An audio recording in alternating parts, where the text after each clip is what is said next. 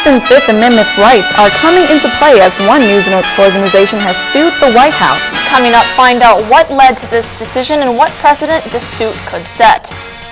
Good evening and thank you for tuning in to NewsWatch Ole Miss. I'm Lauren Conley. And I'm Kassidy Biss. The White House is being sued by a major news organization. Brianna Bynum joins us in the newsroom to tell us why the lawsuit has a chance. Brianna? Thanks. Just this morning, CNN announced that they filed a lawsuit against President Trump for revoking one of their reporters' access to the White House. And one Ole Miss professor thinks CNN can easily win that lawsuit. CNN is suing President Trump and some of his aides. This comes after Chief White House Correspondent Jim Acosta got his hard pass revoked after accusations that he placed hands on a White House intern during a news conference. White House Press Secretary Sarah Sanders tweeted about the incident, and Acosta responded, calling the remarks false. Communications law professor Charles Mitchell says he thinks CNN and Acosta will be successful in the lawsuit because he says press exclusion goes against the First Amendment. Selective exclusion based on the content of what somebody writes or how somebody writes is an infringement of the First Amendment. And I would think that any court would rule in favor of CNN rather quickly. Mitchell says he's heard of small misunderstandings with White House reporters before, but says these mishaps never led to press passes being revoked. In the Nixon administration, there was a reporter named Sam Donaldson for ABC News, and he and President Nixon clashed a lot. It was very different, though. I think they both maintained some sense of decorum. Mitchell says he doesn't think the White House will be successful with trying to keep Acosta away. It's pretty clear that CNN, being a major news network, can't be excluded constitutionally. This morning, CNN tweeted a statement about the lawsuit calling Acosta's revocation wrong and demanding his credentials to be returned, saying it's important to challenge the White House now to prevent a similar incident with another journalist. That's enough. Put down the mic. According to CNN, the network tried to resolve the issue before filing the lawsuit. Reporting from the newsroom, Brianna Bynum, NewsWatch Ole Miss. Thanks, Brianna. As controversy swirls around the U.S. Senator Cindy HydeSmith's comment about a public hanging, Governor Phil Bryant came to her defense yesterday morning. We put out the statement yesterday, and it's available, and we stand by that statement. No backing down and no apologizing. Today, Mississippi Senator Cindy HydeSmith refusing to elaborate on what she meant by saying she would take a front row seat to a public hanging if invited. She made the comments November 2nd when she expressed her thanks for support to a white Mississippi rancher. What is a public hanging in your context? Just explain. This morning, Mike Espy, who is up against HydeSmith in a November 27th Senate runoff election, described the comment as divisive. They're hurtful to the millions of Mississippians who are people of goodwill. And Espy says Mississippi's 581 recorded hangings and other acts of racial terror on African Americans in the 19th and 20th century continue to leave a stain on the state. They're harmful because they tend to reinforce the stereotypes that have held back our state for so long. Today, Governor Phil Bryant defended HydeSmith and said the release of this video was politically motivated. I'm not going to try to relive the statement. I can tell you there was no ill will in her heart. There never has been, never will be. There's also a reaction in the Bluff City. A statement reads, "The Lynching Sites Project of Memphis condemns any statement that gives the appearance of accepting the practice of extrajudicial punishment." Today, Chancellor Vitter emailed the university detailing his decision to step down and reflecting on his 3 years here as chancellor. He details his experiences with campus activities and events that occurred during his time here, like the Sugar Bowl success and the launching of the Ole Miss International Program. He remains hopeful in the future of Ole Miss, and he is grateful for the opportunity to help shape the university's legacy. If you've been outside today, you know it's been a very cold one, and that is people talking about the possibility of snow tomorrow. Stormwatch reporter Delia Vandevelde is in the studio to let us know what our chances are of snow. Delia? Thanks, Lauren. I know everybody has been talking about the possibility of snow in Oxford tomorrow, and while there is a chance for a few snow showers, it looks like the majority of the snow will remain north of Oxford. As you can see on the screen, accumulating snow is expected across northeast Arkansas and northwest Tennessee tomorrow evening and night. Right here in Oxford, we'll see temperatures drop down into the upper 20s, which means that if there is any water in the air tomorrow night, it will either turn to ice or snow because the temperatures will be below freezing. To see snow tomorrow is between 5 and 7 p.m. If you see any snow, be sure to tweet us your pictures at NewsWatch_UM for a chance to be featured on our show. I'll have your extended forecast later in Stormwatch. Lauren, back to you. Thanks, Delia. Kroger on University Avenue plans to expand its store. The expansion plan will provide over 40,000 square feet of grocery retail space, including a snack bar, drive-through pharmacy, and bakery. The grocery retail section will be over 100,000 square feet, which will double the size of the store. The fueling center will add 4 new pumps for a total of 8 fueling stations. Kroger submitted the plan to the Oxford Planning Department, which will be voted on this Thursday. Scientists from the Ole Miss Pharmacy Department are trying to develop new medicine to fight tuberculosis. NewsWatch reporter Shima Bomik has more. Researchers at the University of Mississippi Pharmacy Department are trying to find new medicines to fight the comeback of tuberculosis. So there are some very bad strains of tuberculosis going around right now that are causing big issues, and we don't have drugs that can fight them effectively. Tuberculosis has once again become a threat to public health. According to WHO, more than 1 million people died from this disease in 2017. For more than a year, Assistant Professor Dr. Roy is working to develop effective medicine for TB. If it goes right, it will be able to fight tuberculosis germs. We are deeply interested in improving the human health, but also looking at like basic science. We are making progress. We have discovered new routes. After the discovery, they have a plan to run clinical trials on humans. They are hoping that they can publish the result in the first quarter of 2020. This is Shima Bomik, NewsWatch Ole Miss. The Ole Miss Museum unveiled its 18th annual holiday keepsake ornament. The Grove is on this year's ornament, which highlights the tradition of football game tailgates in a beautiful campus space. Collectible ornaments from previous years were Ventress Hall, the Walk of Champions, and Oxford's double-decker bus. The ornament is available in the museum store for $25. Jingle bells are ringing early at one local thrift store. NewsWatch reporter Andranita Williams is here in the studio to tell us how they're helping residents this holiday season. Andranita? Thanks, Kassidy. That's right. 'Tis the season to be jolly, and the Salvation Army is preparing for the holidays by selling Christmas items early. It's the time of the year where Christmas is near, and the Salvation Army opened its doors to the public for an open house. Service Center Director Lisa Coleman says this is a way to boost profit and help customers save money. It's worth it. I love to see the people line up outside and get so excited about coming in for the Christmas. Not gonna lie, it's great, as far as us making money for the year. It kind of gives us a boost getting ready to go into Christmas season. With the colder holidays, and a lot of people need more assistance with their utility bills than usual. Coleman says the end result is definitely worth it. Enjoy it. It's kind of fun. You never know what you're going to come up with. You never know what people are going to, buy, and then people come back and they show us pictures of what they decorated with, and it's worth it. She has inspired others with her contributions to the Oxford community. Candace Maynard has been touched by these efforts and decided to volunteer. I believe in the Salvation Army. I believe in Lisa Coleman. She's done an amazing job. She's always seems to go above and beyond for the communities and the communities in separate states that are affected by tragedies. And this is where I give, and this is where I choose to spend my volunteering time. The profit is placed back into the community, and Mayward says more people should consider giving back to the Salvation Army. I think if people in Oxford want to give, they should give here, the Salvation Army. Christmas items can still be purchased during regular store hours. Donations are being accepted Monday through Saturday from 9 a.m. to 4:30 p.m. Lauren, Kassidy, back to you. Thanks, Andranita. Well, there may soon be a shakeup in the White House as President Trump might be replacing 2 officials, and coming up, we'll take a look at who they are. And stay tuned to see which athlete has been named GQ's Woman of the Year and why the magazine cover is sparking controversy. But first, Delia Vandevelde has your first look at current conditions. Hey there, Oxford, and happy Tuesday. Hope everyone is staying warm in these frigid temperatures we are seeing.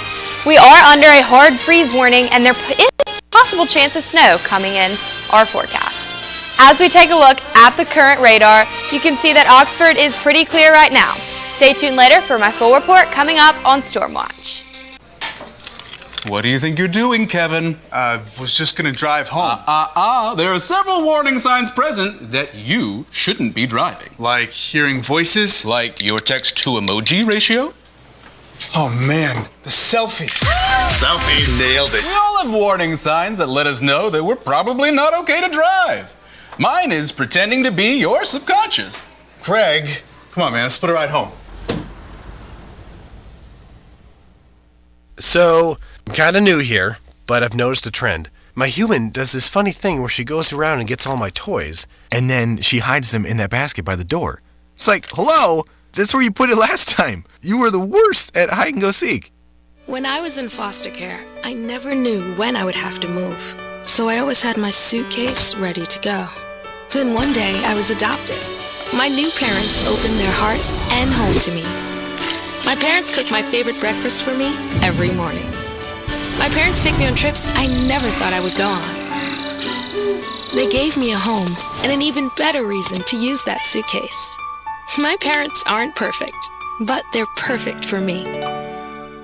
Here she comes. Hi, Krista. Take you, Jamie, to be my wife. When we found out that we were pregnant, we were just elated. We were just sitting there waiting for the pediatrician. She said she won't be taking you in as a client.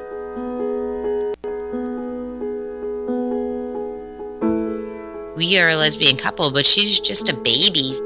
She's the one you're denying the service to.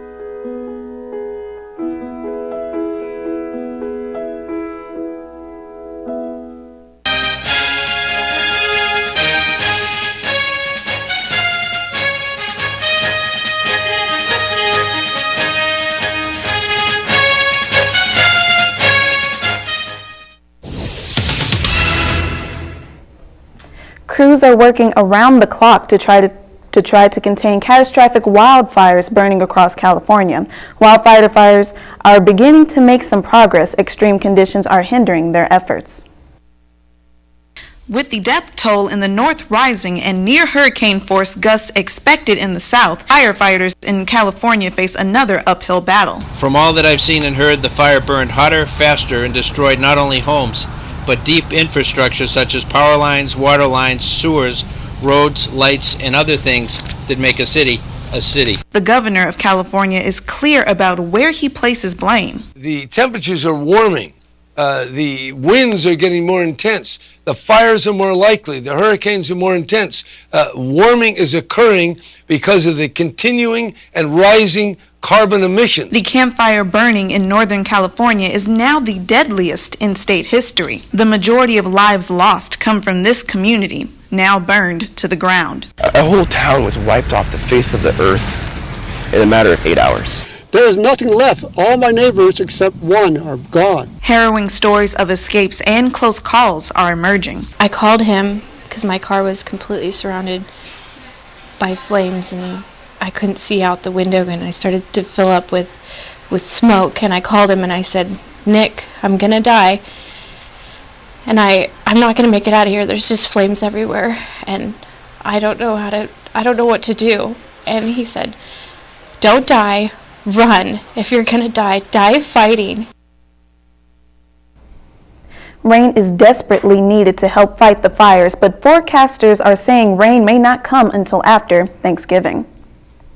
After multiple arrests, escapes from jail, and years on the run, El Chapo will face justice. Opening arguments for his criminal trial began today in New York City.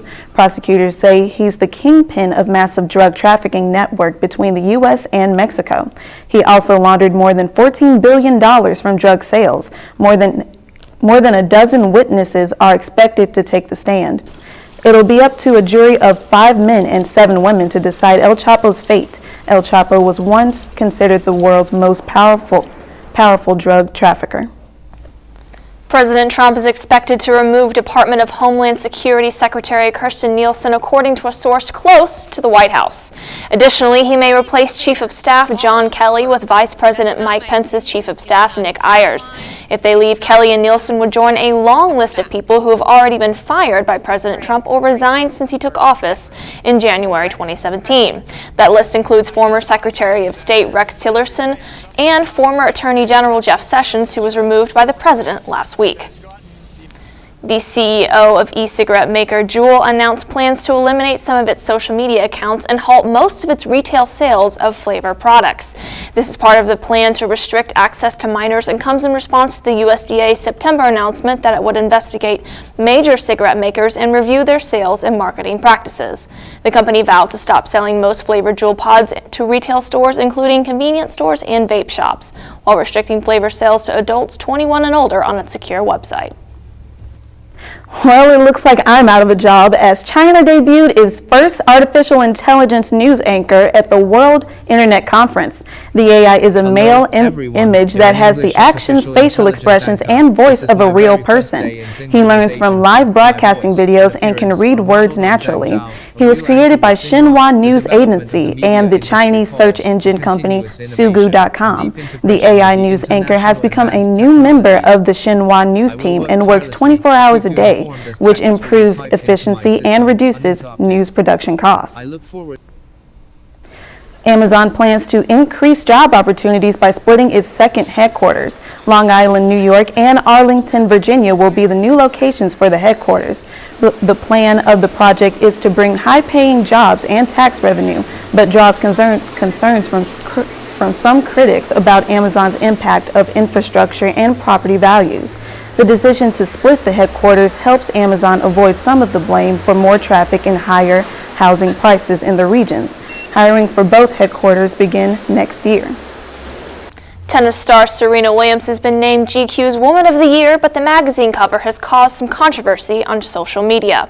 The cover places quotes around the word woman, seeming to question her gender, and many users wondered why they were used. However, the font was handwritten by designer Virgil Abloh, who uses quotation marks in his work. Abloh collaborated with Williams and Nike for the player's U.S. Open outfit, which featured Serena in quotations on her shoes and the word logo on her tutu dress.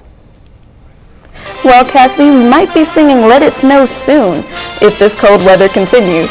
You're right, Lauren. It seems like we need to go ahead and get in the Christmas spirit. Coming up in her extended forecast, Delia Vandevelde will let us know if fall will ever make a return.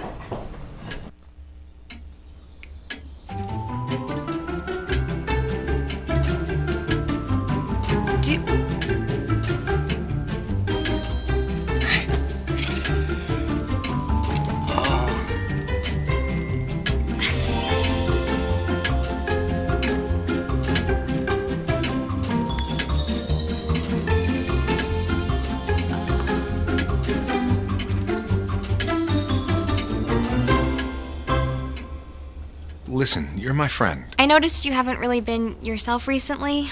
Yeah, I feel like something's up. How are you? Are you okay? Is there anything you want to talk about? I just want to know how you're feeling.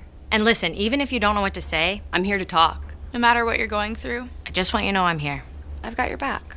When you want to talk, I'm here.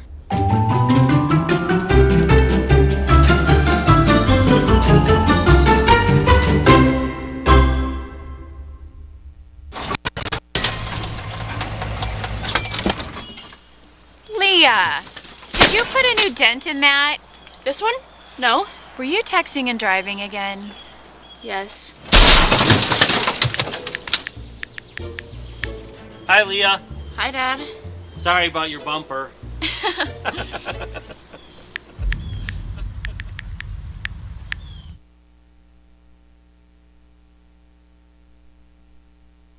Disaster tips from the objects left behind. My home wasn't insured, but you can check your insurance policy now to make sure you're covered. Oh. My savings are lost, but you can put money aside and plan for unexpected disaster costs. We're lost forever, but you can scan important documents now so they survive. For more tips on how to prepare, visit ready.gov.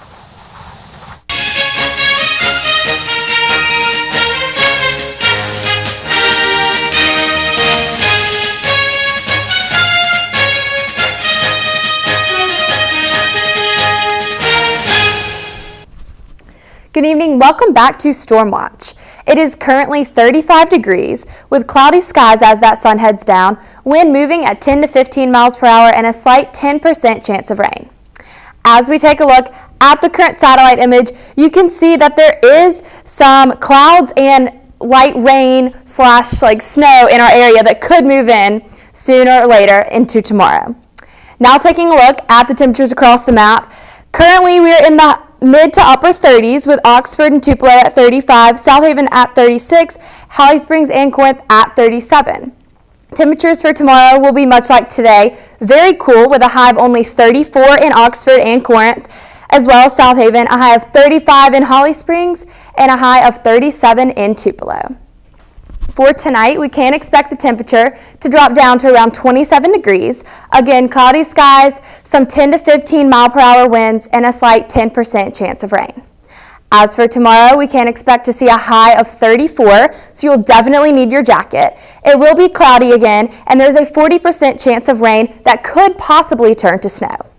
Taking a look at the 5-day forecast, you can see that the temperatures will start to increase as we move into the weekend. As that sun comes out, we can expect high in the upper 50s, right around 60, moving into the weekend. Back to you guys. Thanks, Delia. Coming up, see which Ole Miss player could be out against Vandevelde this Saturday. And see if the LA Rams versus the Kansas City Chiefs will move from Mexico City next.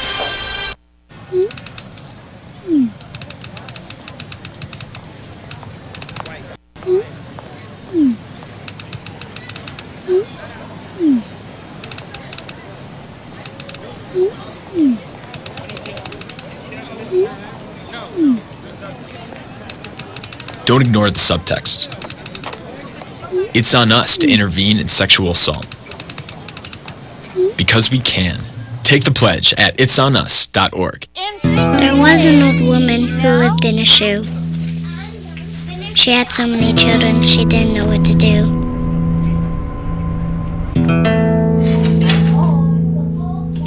She gave them some broth without any bread and kissed them all soundly. Lights out. Good night. And put them to bed. Hunger is a story we can end. End it at feedingamerica.org. Action.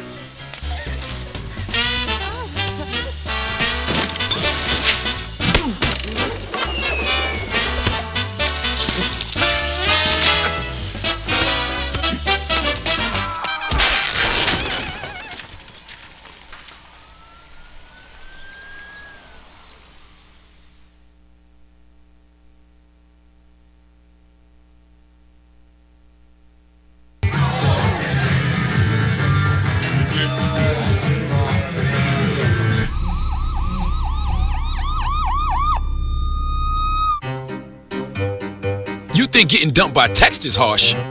Try getting dumped by a tennis ball. My ex-owner drove me out to the woods, yelled fetch, and by the time I bought the ball back, he was gone. Yeah, I was pissed. But the folks at the shelter helped me let go of my anger. I learned coping skills, like taking it to the hole. Boom! Now I'm ready to fetch again. But how about I throw and you run and get it?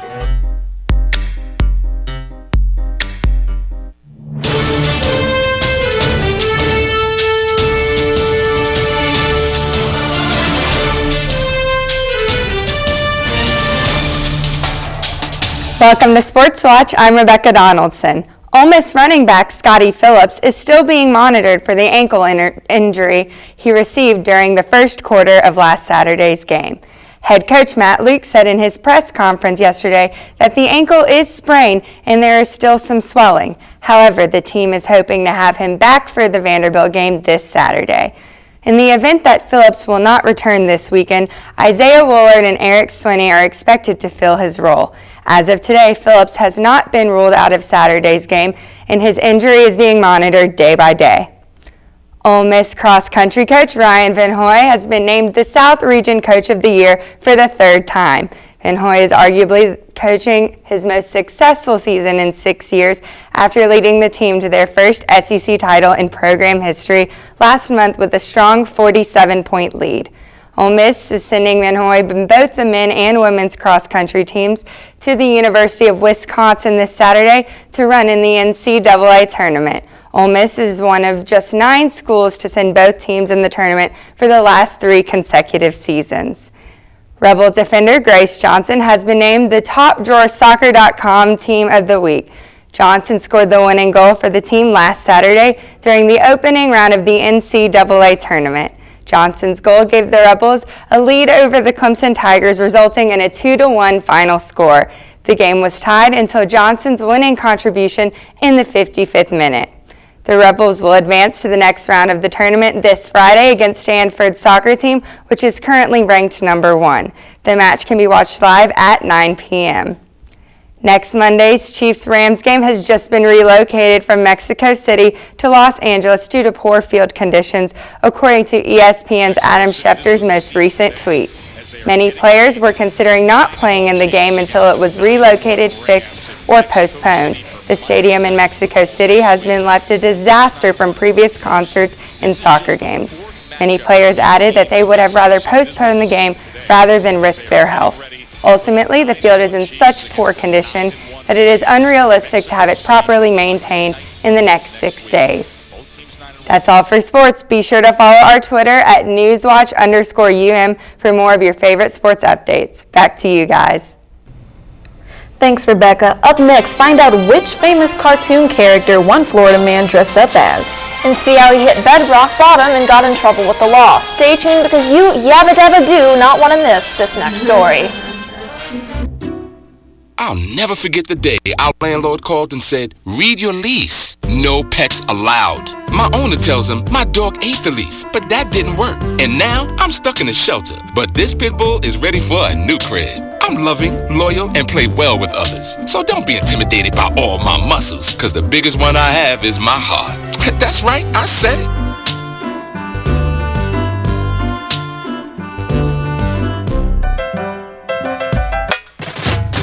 We are Ole Miss Rebels.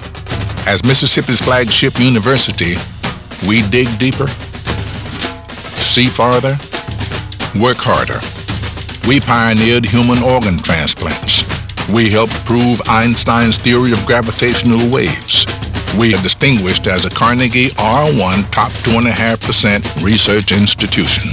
We are Ole Miss, transforming lives and the world. When I was your age, I was just like you, fascinated by stars.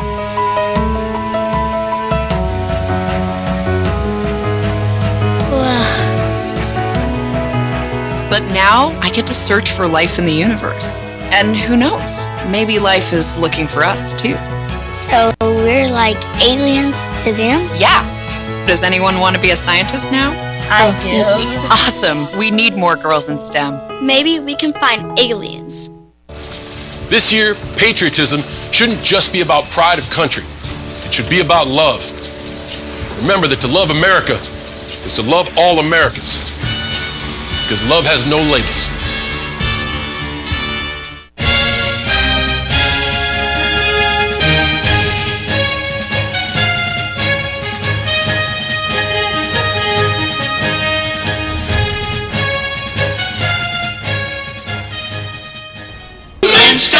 Meet the Flintstones, they're the Flintstones family. A man dressed as a well-known cartoon character had a run-in with police as he took a spin around a neighborhood. If you're thinking about speeding through a community dressed as Fred Flintstone, maybe yabba dabba don't. Don Schwartz learned that the hard way when he was pulled over by officials in Florida. Schwartz was driving a smart car altered to replicate the show's famous footmobile, all while dressed as Fred Flintstone. A sheriff's office Facebook post said Schwartz was cited and his vehicle was impounded, but then they revealed the mock encounter was all in good fun. Well, you know, they look like they had a fun time driving. Are we going to have a fun time driving here with all this ice and snow that's supposed to be heading around? What's going on with that? So we definitely need to be cautious. Tomorrow there is a good chance we could see some ice and snow between 5 and 7 p.m. So it will be getting dark. You need to take precautions. Thanks, Delia. And that's all we have for tonight. Thank you for tuning in to NewsWatch Ole Miss. I'm Lauren Conley. Be sure to join us here again tomorrow night at 5 and on NewsWatchOleMiss.com. I'm Kassidy Biss. Thank you and good night.